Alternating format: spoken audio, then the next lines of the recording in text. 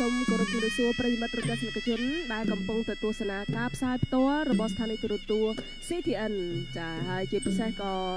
សូមជម្រាបសួរទៅកាន់ទស្សនិកជនដែលកំពុងទៅទស្សនាការផ្សាយបន្តផ្ទាល់លើ page ផ្លូវការរបស់ CNC Sport ក៏ដូចជា CTN ផងដែរហើយឥឡូវនេះសូមស្វាគមន៍លោកអ្នកនាងមកកាន់កម្មវិធីប្រដាល់ប្រចាំសប្តាហ៍ដែលមានផ្សាយជូនរៀងរាល់ថ្ងៃអាទិត្យចាគឺគ្រិតគុណខ្មែរបែហ្វៃការប្រកួតរបស់យើងគឺវេលាម៉ោង 11 ថ្ងៃត្រង់តទៅហើយឥឡូវនេះគឺជាការបង្ហាញជូននៅការថ្វាយបង្គំគ្រូរបស់កីឡាករទាំងពីរសម្រាប់គូពិសេសទី1ដោយដែលបានជម្រាបជូនទស្សនិកជនសម្រាប់គូពិសេសទី1កីឡាករបង្គោលក្រហមបឿនថាត់ចាគឺមានស្រុកកំណើតនៅភូមិនិគមឃុំស្វាយដូនកែវស្រុកបាកានខេត្តពោធិ៍សាត់ហើយកីឡាករបង្គោលខៀវរឹតអាម៉ៅមានស្រុកកំណើតនៅភូមិទួលស្វាយឃុំមុខរាស្រុករុក្ខគិរីខេត្តបាត់ដំបងចានៅក្បែរខាងគ្នាទេចា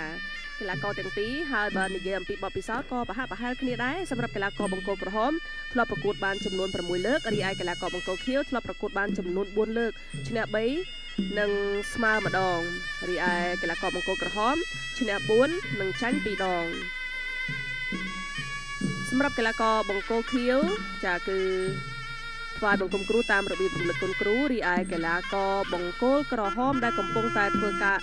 ថ្វាយបង្គំគ្រូនៅពេលនេះគឺតាមរបៀបប្រលាក់ព័ទ្ធសីមា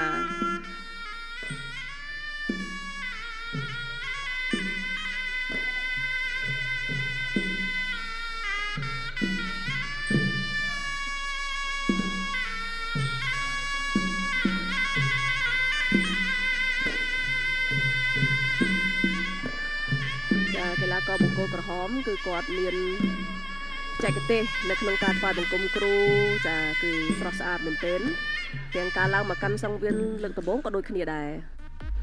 ចាកីឡាករទាំងពីរកំពុងតែស្ដាប់បទបញ្ជានៃការប្រកួតប្រដាល់គុណខ្មែរពីលោកកញ្ញាកណ្ដាលលោកសវណ្ណសា